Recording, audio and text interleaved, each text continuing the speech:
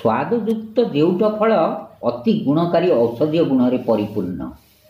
जेउट फल विषय चरक संहिता, सुश्रुत संहिता एवं अष्टांग हृदय आयुर्वेद पुस्तक रे यहाकू अखरोट बादाम ड्राई फ्रूट श्रृंखला रखा जाइछि। एही फल को पाचिला एवं सुखी करी खांती।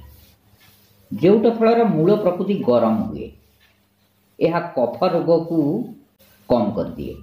एथिरे आंटी ट्यूबरकुलर गुण मिले। टीबी रोग पाई बहुत उपयोगी फल अटे।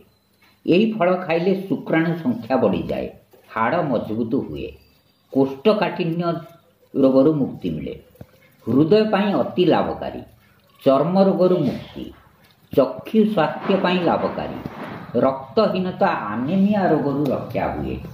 जेउट फलर वैज्ञानिक नाम प्रूनस आर्मेनियाका लीन, इंग्लिश रे आप्रिकट, हिंदी रे खुंबानी आड़ू, संस्कृत रे उरुमाण।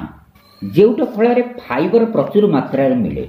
एथिरे लाक्सेटिव गुण मिले, हजम क्रिया एवं अंतनाड़ीर क्रिया साहाय्य करे, झाड़ा सफा हुए एवं पाचन शक्ति को उत्तेजित करी गैस समस्या मुक्ति दिए। जेउट फल कैल्शियम, फोस्फरस, मैंगानीज, आयरन एवं कपर मिले।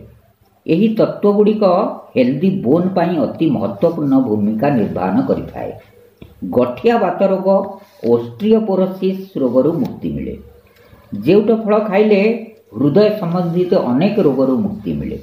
एथिरे थिबा विटामिन सी, पोटासियम एवं डाइटरी फाइबर हृदय रोगरू रक्षा करे। पोटासियम रक्तवाहिका धमनी कोलेस्ट्रॉल को सफा कर दिए। फलस्वरूप हाई ब्लड प्रेशर रोगरू मुक्ति मिले।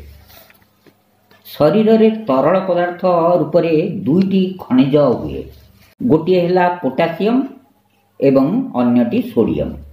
यही दुईटी खनिज शरीर रे द्रव्य संतुलन को निर्धारित करे। यह शरीर रे शक्ति संचार एवं मांसपेशी गुड़ी को पोषण प्रदान करे।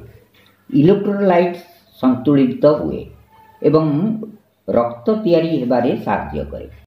जेउट मंजीर तेल कान रे 2 बुंदा पकाइले कान जंत्रणा दूर हुए। जेउट फल खाइले शरीर रे जमा होइथिबा अनावश्यक विषाक्त पदार्थ गुड़िक मलमूत्र द्वारा शरीर बाहरी जाए।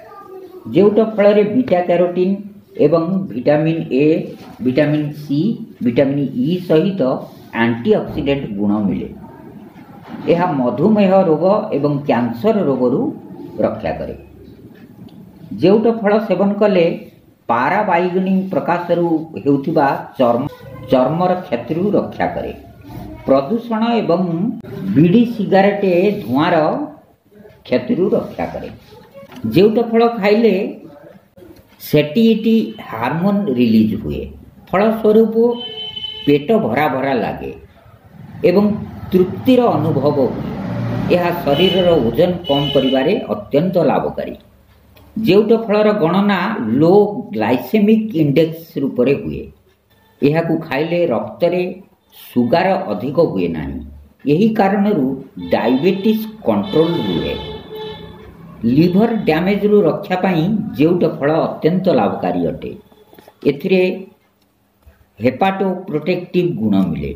यह लिवर स्वास्थ्य पाई अत्यंत लाभकारी अटे। श्वास रोगी एवं आस्थमा रोगी जेउट औषध परी काम करे। शरीर रे बथ, व्रण एवं घा कम करिबारे साहाय्य करे। केश कला एवं लंबा पाई जेउट फल खांतु। यह हेयर फेलिंग को बंद कर दिए।